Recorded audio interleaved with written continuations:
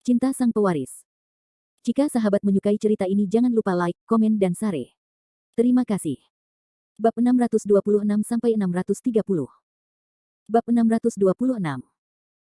Zhao Xuan selalu berbicara dengan Zhou Muxue, dan Zhou Muxue akan menunjukkan senyuman bahagia dari waktu ke waktu.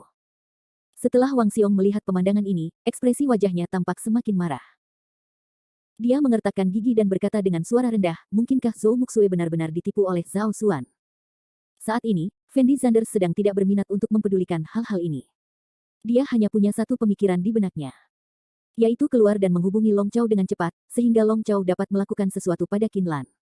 Apa, kalian berdua masih pergi? Fendi Zanders bertanya pada Wang Xiong dengan cemas. Tunggu sebentar, Zhou Muxue akan segera datang. Wang Xiong menjawab Fendi Zanders dengan gugup. Tapi Fendi Zanders menghela nafas tak berdaya setelah mendengar kalimat ini, dan berkata dengan suara rendah, kalau begitu tunggu di sini, aku pergi dulu. Setelah mengatakan ini, Fendi Zanders berbalik dan pergi. Tapi saat Fendi Zanders hendak berbalik dan pergi, suara yang sangat menyenangkan datang dari belakang Fendi Zanders. Fendi Zanders. Setelah Fendi Zanders mendengar suara ini, dia secara naluriah membeku sejenak, lalu menoleh dan menatap Zhou Muxue. Setelah Zhou Muxue memastikan bahwa itu benar-benar Fendi Zanders, ekspresi wajahnya tampak menjadi lebih bersemangat, dan dia berlari langsung menuju posisi Fendi Zanders. Hanya saja Zhou Muxue tidak memperhatikan kursi di bawah kakinya, mungkin karena dia sedikit cemas, dia tidak sengaja tersandung kursi, dia kehilangan pusat gravitasinya, dan tubuh lembutnya jatuh langsung ke arah posisi Fendi Zanders. Ah! Zhou Muxue menjerit pelan. Setelah melihat Zhou Muxue jatuh ke arahnya, Fendi Zanders memeluk Zhou Muxue sepenuhnya karena naluri. Zhou Muxue meringkuk di pelukan Fendi Zanders, dan Fendi Zanders dapat dengan jelas mencium aroma samar tubuh Zhou Muxue. Ketika semua orang yang hadir melihat pemandangan ini, mereka semua membeku di tempat, dengan ekspresi terkejut di wajah mereka. Semua orang membuka mulut lebar-lebar, memandang Fendi Zanders dan Zhou Muxue dengan heran. Dan Wang Xiong dan kacamatanya juga menatap sekeliling, dengan ekspresi sangat terkejut di wajah mereka. Mereka tidak pernah menyangka bahwa Fendi Zanders benar-benar mengenal Zhou Muxue, dan keduanya masih berpelukan. Tentu saja, orang yang paling marah saat ini bukanlah Wang Xiong, melainkan Zhao Xuan. Melihat Zhou Muxue dalam pelukannya, Fendi Zanders tersenyum tak berdaya, ekspresi wajahnya tampak agak pahit. Dia sedang terburu-buru memberitahu Long Chao untuk melakukannya, tetapi Fendi Zanders tidak pernah berpikir bahwa Zhou Muxue jatuh ke pelukannya saat ini. Dan masih di depan banyak orang, bahkan jika Fendi Zanders ingin menjelaskannya sekarang, dia mungkin tidak dapat menjelaskannya dengan jelas. Zhou Muxue buru-buru menyesuaikan tubuhnya, lalu berkata kepada Fendi Zanders dengan ekspresi gugup, saudara Fendi Zanders tidak menyangka kamu ada di sini. Yah, kamu baru saja menari dengan baik. Fendi Zanders berkata kepada Zhou Muxue sambil tersenyum. Terima kasih. Zhou Muxue menjawab dengan lembut, dan berbalik untuk melihat banyak orang memandangnya dan Fendi Zanders. Zhou Muxue tidak bodoh, dia mengerti maksud mata orang-orang ini. Jadi dia buru-buru berkata kepada Fendi Zanders, saudara Fendi Zanders, saya pergi dulu. Kebaikan. Fendi Zanders mengangguk. Zhou Muxue ragu-ragu sejenak, lalu langsung pergi. Dan Zhao Xuan memandang Fendi Zanders dari atas ke bawah, lalu pergi. Terlihat ekspresi wajah Zhao Xuan saat ini sangat jelek, seolah-olah seseorang sedang memakai suami yang istrinya tidak setia. Setelah Zhou Muxue pergi, semua orang mulai berbisik. Bagaimanapun, Zhou Muxue baru saja selesai tampil dengan Zhao Xuan, banyak orang fokus pada dua orang ini, dan ada banyak pelamar di sekitar Zhou Muxue, semua orang mendiskusikan dengan siapa Zhou Muxue akan bersama. Namun saat ini, Zhou Muxue jatuh ke pelukan Fendi Zanders tanpa bisa dijelaskan, yang membuat orang meragukan hubungan antara Fendi Zanders dan Zhou Muxue. Tapi Fendi Zanders sama sekali tidak berminat untuk mempedulikan hal-hal ini, yang dia pikirkan sekarang hanyalah segera memberitahu Long Chao untuk melakukan sesuatu pada Qin Lan. Jadi Fendi Zanders segera meninggalkan auditorium sebelum semua orang sempat bereaksi.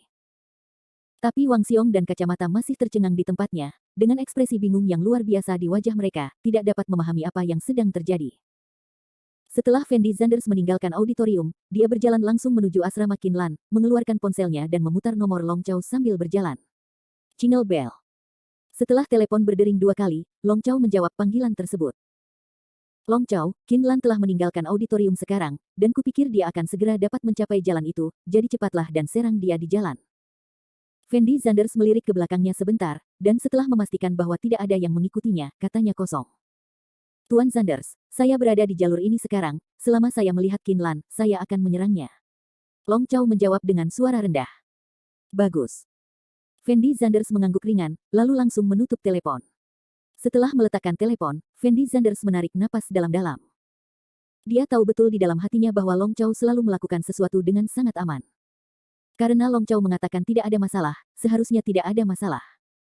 Setelah memanggil Long Chow, Fendi Zanders perlahan memperlambat langkahnya dan perlahan berjalan menuju asrama. Saat ini, Fendi Zanders tidak ingin Qin Lan mengetahui keberadaannya, karena dia tidak ingin Qin Lan mengetahui bahwa dialah yang menculiknya. Jika tidak, jika Qin Lan menyelidikinya di masa depan, masalah ini akan menjadi sangat merepotkan. Ketika Fendi Zanders hampir berjalan menuju asrama, dia tiba-tiba menghentikan langkahnya, lalu menyipitkan matanya dan melihat ke jalan menuju asrama sekolah. Tapi Fendi Zanders tidak melihat Qin Lan, jadi sedikit keraguan muncul di matanya. Mungkinkah Long Chow sudah bergerak? Fendi Zanders tidak bisa menahan diri untuk tidak bergumam, lalu mengeluarkan ponselnya dan menghubungi nomor Long Chow. Apakah kamu melihat Qin Lan? Fendi Zanders mengerutkan kening dan bertanya. Tuan Zanders, baru saja saya melihat Qin Lan tidak langsung kembali ke asrama setelah meninggalkan auditorium, tetapi pergi ke supermarket untuk membeli beberapa barang. Mari kita tunggu sebentar lagi. Kata Long Chow dengan suara rendah. Oke, aku mengerti. Fendi Zanders mengangguk, lalu langsung menutup telepon. Setelah menunggu sekitar 10 menit, Fendi Zanders dan Long Chow akhirnya melihat Qin Lan keluar dari supermarket dengan 2 tas belanjaan, dan berjalan menuju asrama dengan sikap yang menawan. Saya harus mengatakan bahwa punggung Qin Lan masih sangat menawan. Apalagi hari ini, Qin Lan mengenakan rok pendek dengan lingkar pinggul, pahanya yang ramping dan putih terlihat sangat memikat di bawah cahaya. Tetapi saat ini, Fendi Zanders sama sekali tidak berminat untuk melihat hal-hal ini, dan ekspresi wajahnya sangat serius. Bab 627. Fendi Zanders tahu betul di dalam hatinya bahwa begitu Qin Lan tahu bahwa dia sedang mencari seseorang untuk menculiknya, konsekuensinya tidak terbayangkan. Saat ini, Long Chow telah menghilang, dia seharusnya bersembunyi di suatu tempat, menunggu Qin Lan muncul. Fendi Zanders menaruh seluruh perhatiannya pada Qin Lan. Tidak lama kemudian, sosok tiba-tiba muncul dari belakang Qin Lan. Sosok itu tidak mengatakan omong kosong apapun, dan langsung menutup mulut Qin Lan dari belakang. Brengsek, santai saja. Melihat tindakan kasar Long Chow, Fendi Zanders berteriak tak berdaya. Setelah Qin Lan berjuang mati-matian selama 2 kali, dia pingsan dan jatuh ke pelukan Long Chow. Setelah Fendi Zanders melihat Long Chow berhasil, ekspresi wajahnya menjadi bersemangat, dan dia bergegas dengan cepat. Tapi setelah Fendi Zanders ragu-ragu sejenak, dia tidak segera bergegas ke Long Chow. Karena dia khawatir jika Qin Lan tidak sepenuhnya pingsan sekarang dan membiarkan Qin Lan melihatnya, maka segalanya akan menjadi masalah. Jadi Fendi Zanders akhirnya memilih untuk berdiri di tempatnya, dan memberi isyarat kepada Long Chow untuk membawa Qin Lan pergi. Setelah Long Chow mengerti maksud Fendi Zanders, dia langsung menggendong Qin Lan di punggungnya, lalu mengeluarkan ponselnya dan menghubungi nomor Fendi Zanders. Setelah Fendi Zanders menjawab telepon, dia langsung bertanya dengan suara rendah, Long Chow, apakah Qin Lan benar-benar tidak sadarkan diri sekarang? Seharusnya dia benar-benar koma, apa yang harus kita lakukan sekarang? Long Chow bertanya dengan suara rendah. Bawa dia ke hotel. Aku akan menunggu kalian berdua di pintu masuk hotel. Hati-hati jangan sampai ketahuan oleh keamanan sekolah. Jawab Fendi Zanders dengan suara rendah. Bagus. Long Chow menjawab dengan suara rendah. Fendi Zanders menanyakan lokasi hotel kepada Long Chow, lalu menutup telepon dan berjalan langsung menuju lokasi hotel. Fendi Zanders merasa jika dia muncul saat ini, dia mungkin tertangkap oleh pengawasan. Jika Qin Lan menyelidikinya setelah itu, dia pasti akan menemukan dirinya sendiri. Jadi Fendi Zanders tidak bergabung dengan Long Chow, tetapi berjalan menuju hotel sendirian. Karena Long Chow membawa Qin Lan di punggungnya, kecepatannya secara alami jauh lebih lambat daripada kecepatan Fendi Zanders. Ketika Fendi Zanders datang ke hotel, Long Chow dan Qin Lan belum keluar dari sekolah. Fendi Zanders berdiri di pintu masuk hotel dan menunggu hampir 5 menit sebelum Long Chow muncul di hadapannya. Setelah Fendi Zanders melihat Long Chow, dia berlari dengan cepat, dan kemudian bertanya pada Long Chow dengan gugup, tidak ada yang menemukanmu. Tuan Zanders, jangan khawatir, tidak ada yang akan menemukanku. Long Chow menjawab dengan nada yang sangat positif. Bagus. Fendi Zanders mengangguk ringan, lalu mengambil Qin Lan dari tangan Long Chow, dan membawa Qin Lan ke hotel. Karena Long Chow sudah membuka kamar terlebih dahulu, keduanya tidak berbicara omong kosong sama sekali, dan langsung naik lift ke kamar. Setelah memasuki kamar, Fendi Zanders membaringkan Qin Lan di tempat tidur, lalu menyipitkan mata melihat sosok montok Qin Lan.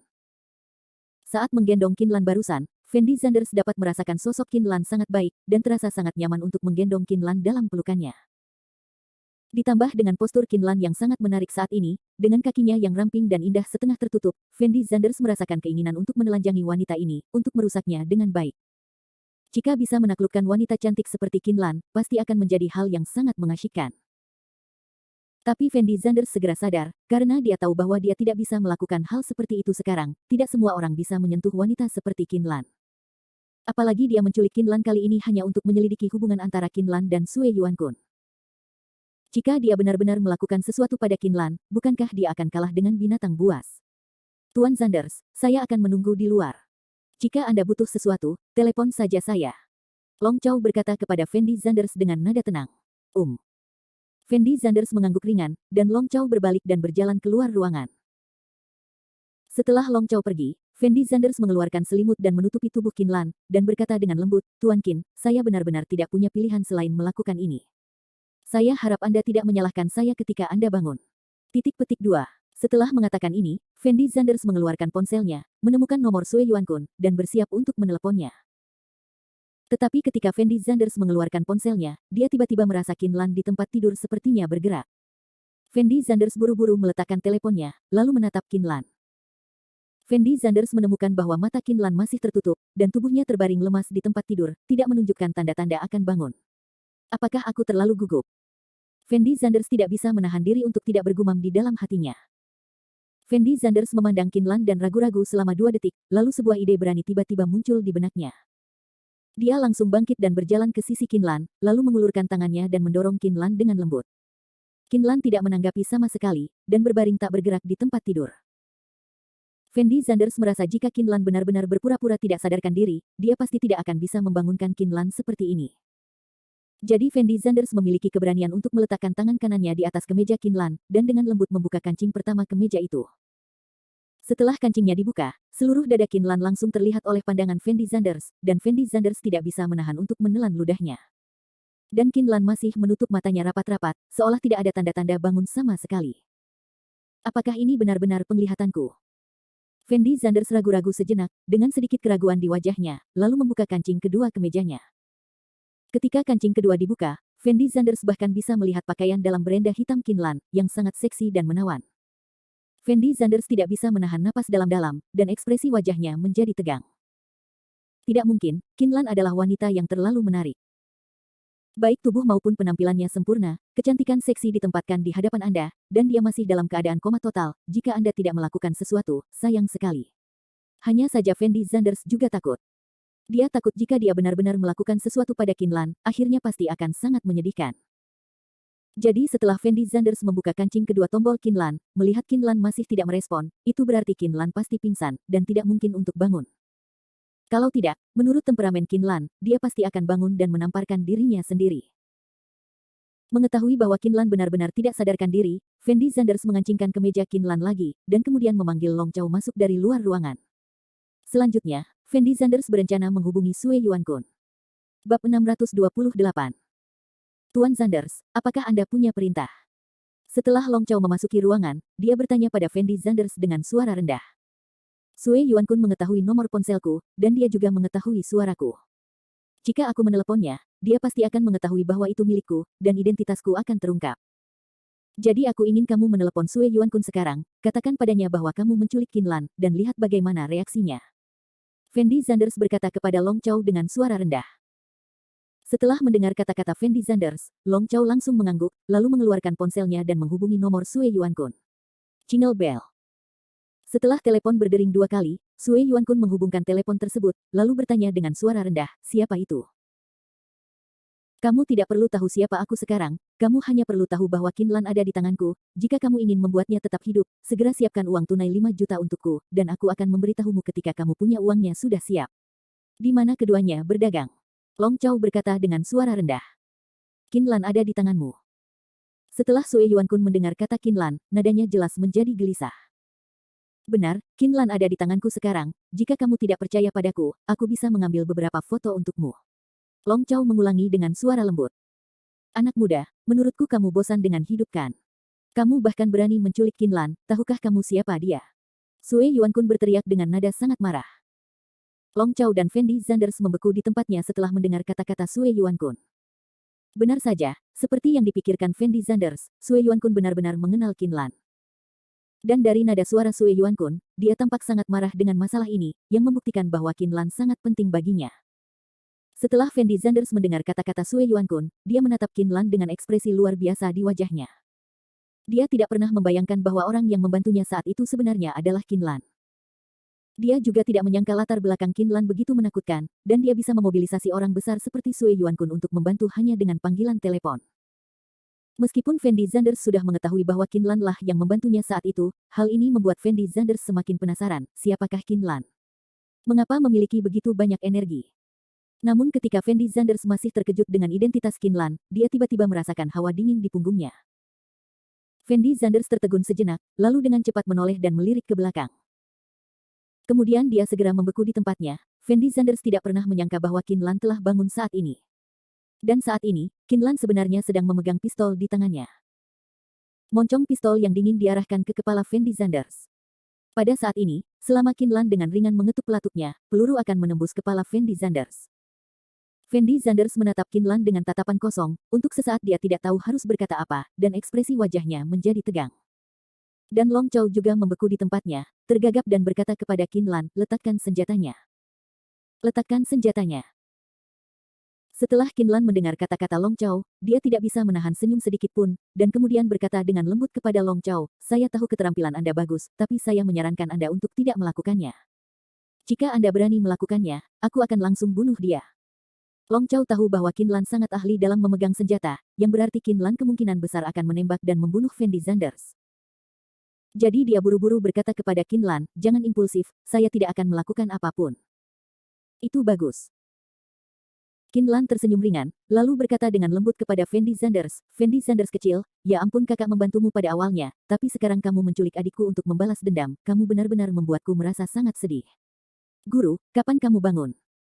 Fendi Zanders tergagap dan bertanya pada Qin Lan. Aku tidak koma sama sekali. Aku hanya berakting tadi. Aku hanya ingin melihat siapa yang menculikku dan apa yang ingin mereka lakukan padaku. Jawab Qin Lan ringan. Setelah Fendi Zanders mendengar kata-kata Qin Lan, ekspresi wajahnya sangat tidak berdaya. Karena tidak pernah terpikir olehnya bahwa Qin Lan selama ini berpura-pura tidak sadarkan diri, dan dia membiarkan Qin Lan mempermainkannya lagi. Dan Sue Yuankun di ujung telepon berteriak kegirangan setelah mendengar suara Qin Lan, Nona Qin, kamu baik-baik saja. Karena suara Sue Yuankun relatif keras, Fendi Zanders dan Qin Lan juga dapat mendengar perkataan Sue Yuankun. Qin Lan mengulurkan tangan kanannya ke Long Chow, dan berkata dengan lembut, berikan aku teleponnya. Long Chow ragu-ragu sejenak, lalu buru-buru menyerahkan ponselnya ke Qin Lan. Setelah menerima telepon, Qin Lan berkata dengan lembut, Marsekal Sue, jangan khawatir, orang yang menculikku adalah Fendi Zanders, dan aku sudah keluar dari bahaya sekarang. Qin Lan tahu betul jika dia tidak melakukannya. Saat ini tidak menjelaskan masalah tersebut dengan jelas kepada Sue Yuankun. Kemungkinan besar Sue Yuankun akan langsung menggunakan kekuatan bawahannya untuk menemukannya, dan tidak ada manfaatnya bagi siapapun jika keadaan menjadi serius. Nona Qin, apakah Anda benar-benar tidak melakukan apa-apa? Sue Yuankun bertanya dengan gugup. Jangan khawatir, aku bilang tidak apa-apa, tidak apa-apa. Jawab Qin Lan ringan. Baguslah tidak apa-apa, kenapa anak itu Fendi Zanders menculikmu? Sue Yuankun bertanya seolah dia sedikit bingung. Apa lagi yang bisa terjadi? Bukankah itu hanya untuk mengetahui identitasku? Dia baru saja meneleponmu untuk mengujimu. Kata Qin Lan lembut. Lalu apakah aku baru saja mengatakan sesuatu yang salah? Sue Yuankun tampak sedikit tidak berdaya dan bertanya. Tidak, lagi pula, kamu tidak tahu apa yang terjadi. Baiklah, aku tidak akan memberitahumu lebih banyak, tutup telepon dulu. Qin Lan menjawab dengan ringan, lalu langsung menutup telepon. Setelah menutup telepon, Qin Lan melemparkan telepon tepat ke depan Long Chow, yang dengan cepat mengangkatnya. Keluarlah dulu, ada yang ingin kukatakan pada Fendi Zanders. Kata Qin Lan pada Long Chow tanpa ekspresi. Ketika Long Chow mendengar kata-kata ini, keraguan muncul di matanya. Dia khawatir Fendi Zanders akan berada dalam bahaya, jadi dia tidak ingin pergi. Jangan khawatir, aku tidak akan menyakiti Fendi Zanders. Sambil berbicara, Qin Lan mengulurkan tangan untuk menyimpan senjatanya. Dan Long Chow memandang Fendi Zanders dengan sedikit khawatir. Fendi Zanders mengedipkan mata pada Long Chow, memberi isyarat agar dia tidak mengkhawatirkan dirinya sendiri. Meski hubungannya dengan Qin Lan agak rumit, mereka jelas bukan musuh. Jika Qin Lan benar-benar ingin berurusan dengan Fendi Zanders, dia tidak akan meminta Sue Yuankun untuk menyelamatkannya sama sekali, jadi Fendi Zanders juga percaya bahwa Qin Lan tidak akan menyakitinya. Bab 629. Setelah memahami maksud Fendi Zanders, Long Chow berbalik dan meninggalkan ruangan. Dan Kinlan memandang Fendi Zanders dari atas ke bawah, dan berkata sambil tersenyum centil, Fendi Zanders kecil, aku tidak menyangka kamu cukup berani, bahkan berani menculik adikku. Tahukah kamu apa konsekuensinya jika kamu menculikku? Aku tidak tahu apa akibat dari menculikmu, aku hanya ingin tahu apakah orang yang membantuku itu benar-benar kamu. Fendi Zanders menjawab dengan suara rendah. Kamu tidak tahu berapa berat badanmu. Berapa banyak orang di Provinsi Dongjiang yang dapat mengundang orang-orang seperti Sue Yuankun untuk pergi keluar secara langsung. Jika bukan karena aku dan saudara perempuanku, kamu akan dibawa pergi oleh Li Zitong. Rakyat. Kinlan menjawab Fendi Zanders tanpa ekspresi. Dan setelah Fendi Zanders melihat Kinlan mengakui masalah ini dengan terus terang, ekspresi wajahnya tampak semakin bingung, dan bertanya kepada Kinlan dengan lembut, kalau begitu saya tidak mengerti, bagaimana Anda tahu bahwa sesuatu terjadi pada saya? Dan mengapa Anda ingin membantu saya, siapa Anda? Menghadapi serangkaian pertanyaan Fendi Zanders, Kinlan tidak bisa menahan senyum. Kemudian dia melanjutkan, pertama-tama, saya tahu bahwa kecelakaan Anda terjadi karena orang-orang saya terjadi sampai jumpa di hotel itu. Pada saat itu, kamu dan Li Zitong mengalami keributan besar, dan aku baru saja menerima beritanya, jadi aku memanggil Sue Yuankun untuk membantu apakah kamu, jadi ini ya. Fendi Zanders sedikit mengangguk. Adapun kenapa aku ingin membantumu, alasannya sebenarnya sangat sederhana. Kata Kinlan lembut. Apa alasannya? Fendi Zanders bertanya dengan ekspresi sedikit bersemangat. Karena kamu adalah pewaris Li Xiuqian dan ketua baru Emgrand Group, saya tidak ingin Anda kehilangan hak untuk mewarisi warisan, jadi saya akan membantu Anda. Adapun Anda bertanya siapa saya belum bisa menjawab pertanyaan ini untuk Anda, tetapi Anda hanya perlu mengingatnya aku bukan musuhmu. Mendengar kata-kata Kinlan, Fendi Zanders tampak semakin bingung. Dia tidak dapat menahan diri untuk bertanya dengan suara rendah, siapa kamu, mengapa kamu tidak bisa memberitahuku identitasmu? Itu bukan musuhmu. Belum waktunya. Bahkan jika aku memberitahumu beberapa hal, itu tidak akan ada gunanya bagimu. Kinlan menjawab dengan nada yang sangat tenang. Setelah Fendi Zanders mendengar kata-kata Kinlan, dia tidak bisa menahan diri untuk tertegun sejenak, dan kemudian berteriak dengan ekspresi terkejut, kamu benar-benar tahu bahwa aku adalah pewaris Li Xiuqian. Omong kosong, saudari, tentu saja aku tahu bahwa kamu adalah pewaris Li Xiuqian, dan bukan hanya aku yang tahu, aku juga tahu jauh lebih awal darimu, kalau tidak aku akan tahu, aku tidak datang ke Universitas Jiangcheng untuk menjadi guru. Kinlan mau tidak mau memberikan tatapan kosong pada Fendi Zanders. Setelah Fendi Zanders mendengar kata-kata Kinlan, ekspresi wajahnya tampak menjadi lebih luar biasa. Dia tanya Kinlan dengan ekspresi terkejut, maksudmu, sebelum kamu datang ke Universitas Jiangcheng untuk menjadi guru, kamu sudah tahu bahwa aku akan menjadi pewaris Li Xiuqian, kan? Benar, aku sudah tahu sejak lama bahwa kamu akan menjadi pewaris Li Xiuqian, jadi aku mulai menyelidiki identitasmu. Setelah memastikan bahwa Anda akan belajar di Universitas Jiangcheng, saya juga datang ke Universitas Jiangcheng. Ini rahasia, aku belum bisa memberitahumu. Jawab Kinlan lembut. Lalu apa tujuanmu melakukan ini? Fendi Zanders terus bertanya. Selama 2 tahun terakhir ini, saya telah mengamati Anda. Tujuannya adalah menunggu Anda mewarisi warisan Li Xiuqian, sehingga saya bisa bergandengan tangan dengan Anda. Kinlan tidak menyembunyikan apapun dari Fendi Zanders saat ini, dan berkata dengan nada yang sangat tenang. Dan Fendi Zanders langsung merasa tersanjung. Dia tidak pernah menyangka bahwa Kinlan datang untuk mengajar di Universitas Jiangcheng karena dirinya sendiri. Tetapi setelah mendengar ini, ekspresi wajah Fendi Zanders menjadi lebih bingung, dan baru saja Kinlan berkata bahwa dia akan bergabung dengannya. Apa arti aliansi ini? Saat ini, Fendi Zanders memiliki banyak keraguan di hatinya. Apakah kamu mendekatiku untuk mendapatkan warisan di tanganku? Fendi Zanders bertanya pada Kinlan dengan lembut. Warisan ada di tanganmu. Setelah Kinlan mendengar kalimat ini, dia tidak bisa menahan diri untuk tidak menggelengkan kepalanya dan tersenyum tipis, lalu berkata tanpa ekspresi, warisan di tanganmu memang sangat menarik, tapi itu bukan apa-apa bagiku, karena aku tidak kekurangan uang sama sekali. Uang. Lalu kenapa kamu memperhatikanku? Fendi Zanders berteriak pada Kinlan dengan penuh semangat. Sudah kubilang tadi, ada beberapa hal yang tidak bisa kuberitahukan dengan jelas padamu, karena mengetahui hal-hal itu tidak baik untukmu, kamu hanya perlu ingat bahwa kita adalah teman, bukan musuh baik-baik saja. Kinlan berkata kepada Fendi Zanders dengan nada yang sangat serius. Bagaimana aku tahu kalau kamu dan aku berteman? Fendi Zanders menjawab langsung. Kenapa kamu begitu bodoh? Jika kita berdua adalah musuh, mengapa aku membantumu? Kinlan memandang Fendi Zanders dengan ekspresi tidak bisa berkata-kata di wajahnya. Siapa yang tahu kalau kamu membantuku mendapatkan warisan di tanganku? Fendi Zanders berkata dengan suara rendah. Kinlan memandang Fendi Zanders dengan senyuman tak berdaya, lalu menggelengkan kepalanya dengan ringan, dan berkata tanpa ekspresi, karena kamu tidak percaya padaku, izinkan aku mengungkapkannya kepadamu. Bisakah kamu mengerti maksudku? Anda bermusuhan dengan orang-orang Rockefeller. Setelah Fendi Zanders mendengar kata-kata ini, dia langsung membeku di tempatnya, dengan ekspresi luar biasa di wajahnya. Dia bertanya pada Kinlan dengan ekspresi bingung, lalu siapa kamu? Siapa aku? Aku belum bisa memberitahumu. Jika waktunya tepat, dengan sendirinya aku akan memberitahumu siapa aku. Selain itu, aku harap kamu tidak memberitahu kami tentang kami berdua. Anggap saja itu sebagai urusan hari ini. Titik petik 2. Selama itu tidak terjadi.